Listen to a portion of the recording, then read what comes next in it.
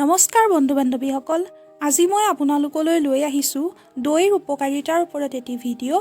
আশা কৰোঁ মই দিয়া সংক্ষিপ্ত তথ্যখিনিৰ দ্বাৰা আপোনালোক সকলোৱে উপকৃত হ'ব। তেনেহ'লে পলম নকৰি আৰম্ভ কৰোঁ। দৈ হৈছে এনে এবিধ ছুপাৰফুড যাক আমাৰ দৈনন্দিন আহাৰত কম বেছি পৰিমাণে ব্যৱহাৰ কৰা হয়। যেনে ধৰক লছি, ৰাইচ, ৰাইতা, পৰাঠা আৰু বিভিন্ন প্ৰকাৰৰ ব্যঞ্জন। দৈত লেক্টিক এচিড থাকে, লগতে calcium, protein, vitamin B12, phosphorus আদিও পোৱা যায়। দৈয়ে আহাৰ হজম হোৱাত সহায় কৰে। গাখীৰৰ তুলনাত দৈত অধিক কেলছিয়াম পোৱা যায়। যিসকলৰ গাখীৰৰ প্ৰতি অনীহা ভাৱ আছে বা যিসকলৰ গাখীৰত থকা লেক্ট'জ হজম নহয়, তেওঁলোকে গাখীৰৰ সলনি দৈ খাব পাৰে। কাৰণ দৈয়ে লেক্ট'জক লেক্টিক এচিড ৰূপে কনভাৰ্ট কৰে, যাৰ ফলত গাখীৰত পোৱা সকলো নিউট্ৰিয়েণ্টছ দৈত পোৱা যায়। দৈত পোৱা গুড বেক্টেৰিয়াই ডায়েৰিয়া, কনষ্টিপেশ্যন, কফ, আলচাৰ আৰু কেঞ্চাৰ আদি ৰোগ নিবাৰণ কৰাত সহায় কৰে। দৈত কেলছিয়াম আৰু ভিটামিন ডিৰ মাত্ৰা যথেষ্ট পৰিমাণে পোৱা যায়, যিয়ে হাড় আৰু দাঁত মজবুত কৰে। দৈ হৃদৰোগীসকলৰ বাবেও উপকাৰী। ই আমাৰ শৰীৰৰ পৰা লেতেৰা টক্সিন বাহিৰলৈ ওলাই যোৱাত সহায় কৰাৰ লগতে আমাৰ শৰীৰত পানীৰ অভাৱো পূৰণ কৰে। ই বিভিন্ন ধৰণৰ হাৰ্ট প্ৰব্লেমো দূৰ কৰে। দৈয়ে শৰীৰত কলেষ্ট্ৰলৰ পৰিমাণ কম কৰাৰ লগতে ব্লাড প্ৰেছাৰ কণ্ট্ৰল কৰে।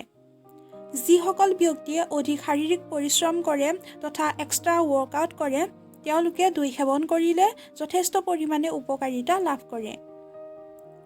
দৈয়ে আমাৰ শৰীৰত ৰেড ব্লাড চেলছ আৰু স্নায়ু মজবুত কৰে,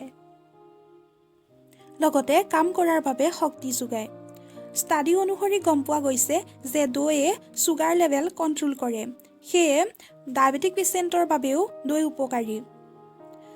ষ্টাডি অনুসৰি গম পোৱা গৈছে যে যিসকল ব্যক্তিয়ে ষ্ট্ৰেছ, মাইগ্ৰেইন আদি সমস্যাৰ সন্মুখীন হৈছে, তেওঁলোকৰ এই সমস্যা কিছু পৰিমাণে হ'লেও দৈয়ে দূৰ কৰে।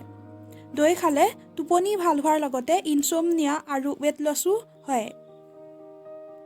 ইয়াত পোৱা কেলছিয়ামে ৱেট লছত সহায় কৰে। প্ৰেগনেন্সিত দৈ খালে সন্তানৰ মগজু আৰু হাড়ৰ বিকাশ মজবুত হয়।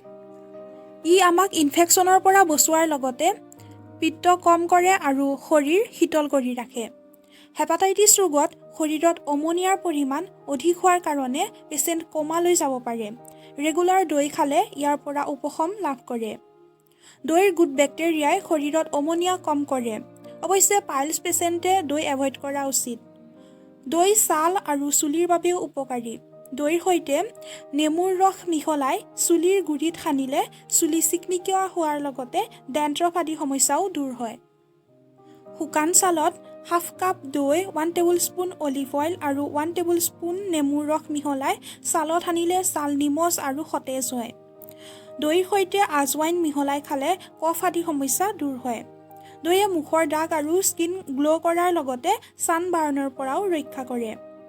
দৈ বেচনৰ সৈতে মুখত সানিলে মুখৰ দাগ নাইকিয়া হোৱাৰ লগতে মুখৰ উজ্জ্বলতা বৃদ্ধি পায়। কিন্তু আমি দৈ সেৱন কৰাৰ ক্ষেত্ৰত কিছুমান নীতি নিয়ম মানি চলাটো দৰকাৰ। ৰাতি দৈ খোৱাটো অনুচিত। ৰাতি দৈ খালে জ্বৰ, কাহ, কফ, চাইনাছ, কনষ্টিপেশ্যন আদি সমস্যা হোৱাৰ সম্ভাৱনা বৃদ্ধি পায়। আমি প্ৰয়োজনতকৈ অধিক দৈ খোৱাটো অনুচিত। যদি ৰাতি দৈ খাব লগা হয়, তেন্তে বাটাৰ মিল্ক হিচাপে ইয়াক ব্যৱহাৰ কৰিব পাৰি। ইয়াক দৈৰ পৰাই তৈয়াৰ কৰা হয় যদিও ই দৈতকৈ অলপ পৃথক। বাটাৰ মিল্কৰ সৈতে 1 pinch black paper powder, 1 pinch rock salt মিহলাই খোৱা উচিত। কিউকুম্বাৰ ৰাইতা, বুন্দি ৰাইতাৰ সলনি বটল গাৰ্ড ৰাইতা বেছি হেল্থি। দৈ কেতিয়াও মাছ, কল, কণী, বেঙেনা, মাটিমাহ আদিৰ সৈতে খোৱাটো অনুচিত। ইয়াৰ ফলত স্কিন ডেমেজ, জইণ্ট পেইন আৰু হাই ব্লাড প্ৰেছাৰ আদি হোৱাৰ সম্ভাৱনা বৃদ্ধি পায়। বন্ধু বান্ধৱীসকল, এয়াই আছিল মোৰ দৈৰ উপকাৰিতাৰ ওপৰত এটি সংক্ষিপ্ত বিৱৰণ। আশা কৰোঁ মই দিয়া তথ্যখিনিৰ দ্বাৰা আপোনালোক সকলোৱে উপকৃত হ'ব।